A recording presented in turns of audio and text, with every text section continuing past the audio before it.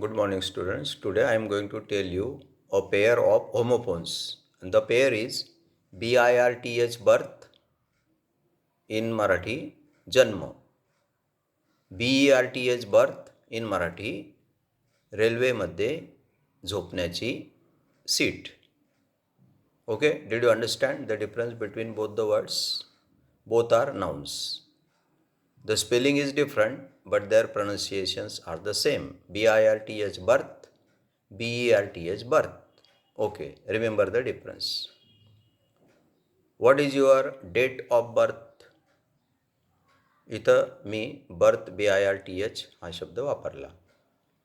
Did you get the birth in your railway compartment? या ठिकाणी मी BERTH birth शब्द वापरला. विद्यार्थी मित्रांनो, तुम्हाला जर हा फरक समजला असेल तर माझ्या व्हिडिओला लाईक करा आणि सबस्क्राईब करा. थँक्यू.